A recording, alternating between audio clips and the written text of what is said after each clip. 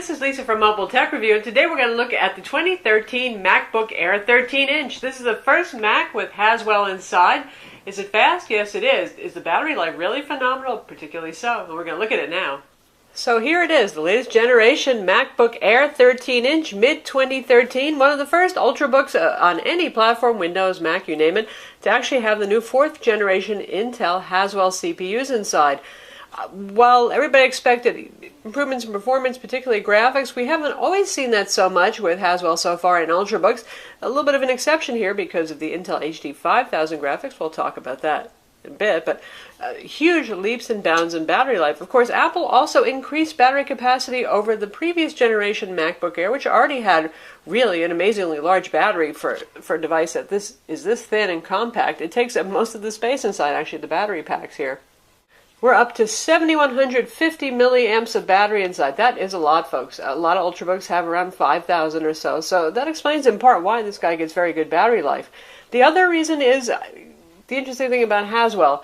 If you get the Intel HD 5000 graphics instead of the 4400 graphics, what you're getting is a slower clocked CPU. Now, assuming you're not doing something graphically intensive, particularly with 3D graphics, the GPU is not doing much, so you've got a CPU that's running at a slower clock speed and not using as much power. Why did Intel do that? So they could get the thermal requirements down so it doesn't get too hot, and so it wouldn't use too much power. So, for example, the base MacBook Air 13-inch and the 11-inch model has a 1.3 gigahertz CPU inside with Intel HD 5000 graphics, too.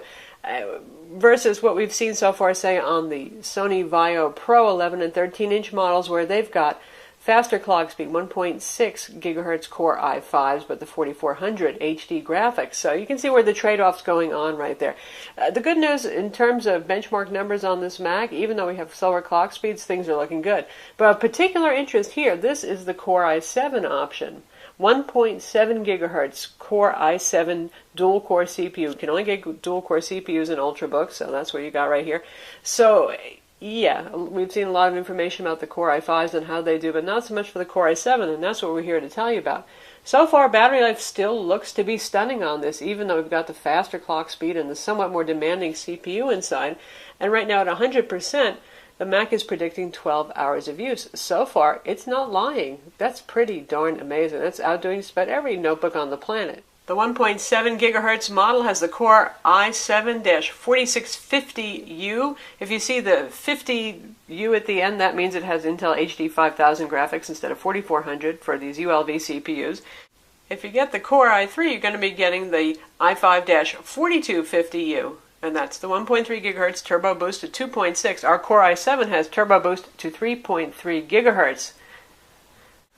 On Geekbench 2, which is a cross-platform tool for benchmarking, pretty popular to use on Macs, we scored 8297. That's quite good. That even beats out our Sony Vaio Pro running on 1.6 gigahertz Core i5, also Haswell. And that guy scored 7666. So there you go. Definitely competitive power here. And you know, this is a dream come true. I remember the first generation MacBook Air. It was gorgeous. It was portable as ever. Look how thin this is. Same as ever. But it was underpowered. Now, using this, doing everything. Got Photoshop on here, got Office on here. No problem. Holds up. Doesn't feel slow at all. Yet it's, as ever, incredibly thin, gorgeous, all metal build quality, aluminum right here. Thin with the signature taper look, 2.96 pounds, so pretty much the definitive Ultrabook size. It's Intel's term that came after is for Windows PCs, actually, that are running on ULV CPUs with thin designs and Intel internals. And the ports here, you're looking at mostly the same thing. We have a display port right here that's also a Thunderbolt port combo, so you can drive DisplayPort monitors, you can drive Thunderbolt equipment, including Apple's own Thunderbolt display. It supports that just fine. Certainly the Intel HD 5000 graphics is powerful enough to drive that easily, along with the internal panel if you want to have both running. 2 USB 3.0 ports, intelligently put one on each side so they don't get in each other's ways. If it happens to be something kind of bulky, there's one right there. And we have another one right there. There's our 3.5 millimeter combo headphone jack. MagSafe 2 connector for charging. And back on this side again, we have our SDXC card slot right here. No HDMI on this, but you can get a dongle adapter that goes from mini DisplayPort to HDMI, so not too big a problem there. Same stuff you expect to see on the bottom. Hasn't changed at all. A whole lot of little pentalobe torque screws holding the bottom on, rubber feet here. Not really designed to be upgradable. RAM is soldered on this, just as it was with the last generation MacBook Air. You can order with either 4 or 8 gigs of RAM. It uses the new PCIe SSD drive, new interface, new form factor. In theory, that would be upgradable. And that's about it inside.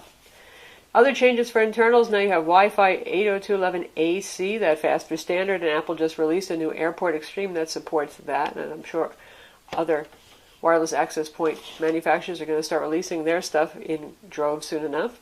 Usual light-up Apple logo on the back. And inside, this stuff hasn't changed. The same excellent oversized glass trackpad here. Backlit keyboard, nice contrast, black keys, white lettering on them. You can see it. Backlighting works in stages, is easy to see. Nice tactile feel on the keyboard. It's a thin machine, so you're not going to get a lot of key travel here, but I find it pretty easy to type on. Power button is one of the keys on the keyboard right here. And you're looking at the same 1440 by 900 display that Apple's been using on previous generation MacBook Airs. That hurts a little bit in terms of the specs where now that we have a lot of full HD Ultrabooks on the market on the Windows side of things. Not that this is a unclear or unattractive looking display. You can see how colorful it is right here. You can see the stripes on the zebras pretty well and the detail on the grass. So certainly not a horrible display. And viewing angles are quite good. Even as we turn it sideways like that, you can see colors are not shifting, brightness is not shifting too much. So even though it's not an IPS panel, you have to go pretty far off angle before you start losing it.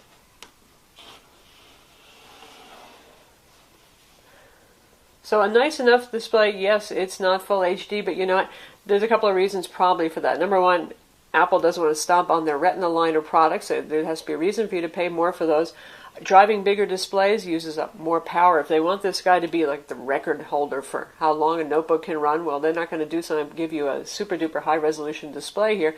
And also, it's more taxing on the CPU and the GPU. And for those who start out with that 1.3 gigahertz Core i5 with Intel HD 5000 graphics, yeah, you don't want to push it too much.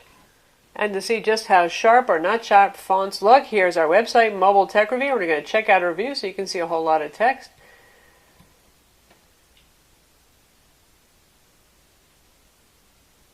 And photos as well.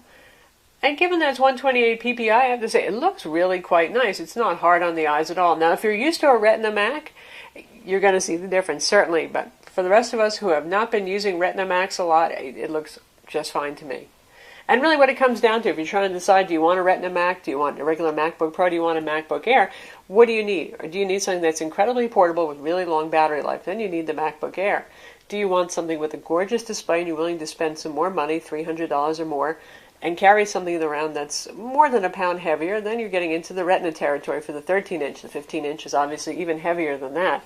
And then, for those of you who are on a tight budget, but you need a full-featured, all-arounder kind of Mac, maybe with an optical drive, full mobile CPUs, and that's your regular MacBook Pro. So let that be your guidance. And for those of you who really want a game, look at something like the MacBook Pro with some dedicated graphics inside, because dedicated graphics are still where it's at if you want to play something beyond casual games. And for those of you who are primarily looking for Windows machines, here we have the Sony Vaio Pro 13, the direct competitor, also running Haswell. This with Intel HD 4400 graphics. Not too big a deal, honestly. Either 4400 or 5000, neither of them are going to get you playing Crysis 3 with great frame rates or anything like that. But you can see it's pretty much the same size, same footprint. A lot of the same features, a little bit faster clock speeds available on the Sony. But other than that, you look at similar form factor right here. And I'd say we're going to have a smackdown between these two in particular. But overall, if you want to run Windows, I would say you're better off just getting Windows machine. If you want to run Mac OS, then get the MacBook Air. Why do I say that? I mean, there are those of you who are going to run something like Parallels because you don't have great demands for performance for your Windows apps, but for those of you who are boot camping, and boot camp drivers are not yet available for our Air, but typically those drivers are not as good, really, particularly when it comes to battery profiles and power settings. You don't get as good battery life, for example. And yeah, you know, you get the idea. Get the machine that was meant to run the OS that you want. Speaking of operating system, this comes with Mac OS 10 Mountain Lion, and you get the usual launcher here for your applications. You get your latest iLife suite, so you get your iPhoto, iMovie, all those things pre-installed, built in. Our 128 gig SSD model, which is what we have here with 4 gigs of RAM, has about almost 100 gigs free out of the box, which is pretty darn nice. A lot of space to work with there. after installing Adobe CS 5.5, Adobe Creative Suite 5, full Office suite, various utilities, we still have about 86 gigs free. So that's nice, pretty roomy. Let's test out some gaming. We're going to try out Diablo 3 running the native Mac version, not running this through Windows. Let's see how it does. And so here are the settings that he wants to go with. We're going to let it give this a try. This is 1440 by 900, which is native resolution. And you can see our texture quality is high, our shadow quality is medium, our physics is high, our cluster density is high. We have anti-aliasing turned on. And I bet this is going to be too much for it, but we'll find out. So first off, you can hear that fan really kicking up. So if you're going to play a demanding game like this, even a Mac can get noisy. Apple's often shy of turning up those fans, but when they need to, they will. So you can see our frame rate here in this bottom corner. Right now it's at 25, and we're not really doing much of anything, but our settings are pretty darn crazy.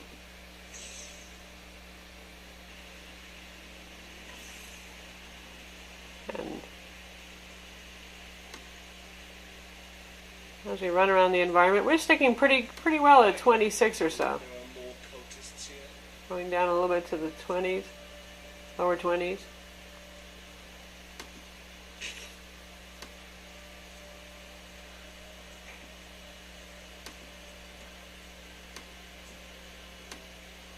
Let's see if we can find somebody to fight with here.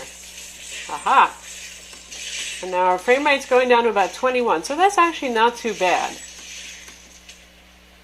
But let's see if we can make things a little bit better by reducing settings a little bit.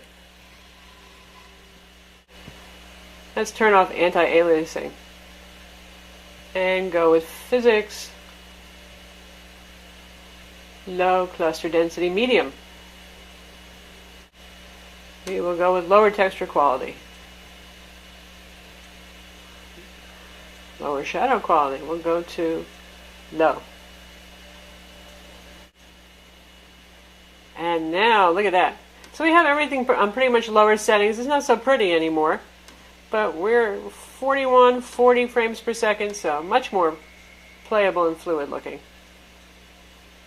So that gives you an idea of what the Intel HD 5000 graphics can do with a 1.7 gigahertz Intel Core i7 on the MacBook Air. Really, this isn't a machine that you're going to buy to be a serious gaming machine anyway, but it's nice to see that I can manage to do some of this. So that's Diablo 3 on the Haswell MacBook Air 13-inch. So that got the fan roaring a bit. It really wasn't burning hot on the bottom, and it only took about 2.5 minutes for it to calm down and be absolutely silent again after playing Diablo 3. So not too bad there for heat management. In fact, pretty darn good. Now we're going to check out what a video looks like. This is a full HD video. Obviously, it's going to have to scale down to fit on this display, and you can hear the speakers, which are quite nice.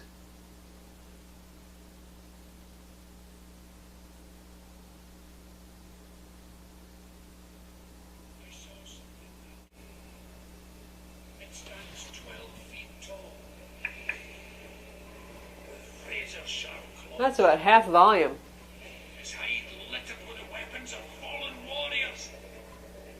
His face scarred. Firstborn of each of the great. And now our volume is at about 60%. Looks great, plays great, sounds great too. A lady enjoys elegant. Nice. I present. And yes, it's an Apple product. You can run iTunes on it just fine and play iTunes video and iTunes HD video. Not a problem at all. And now we're running Adobe Photoshop CS 5.1 here. That's part of the 5.5 suite. And we've got a JPEG image here that is 7 megs in size. We're going to test out speed real quick on it. I'm sure it's going to do absolutely fine, but we're going to try something like reduce noise, because that's often a little bit slow. It has to think a lot more about that than it does when it sharpens. And that's pretty quick for an analysis. There actually isn't much noise in here, so this may actually make the photo look worse. Who knows? And it's chugging along. It is still chugging along. There we go. Done. Now that's one of the slower filters that you can use, granted. So if we want to do something more common, like most people are going to do an unsharp mask, which you really shouldn't do after you do a reduced noise, but that's okay. That's just about instant.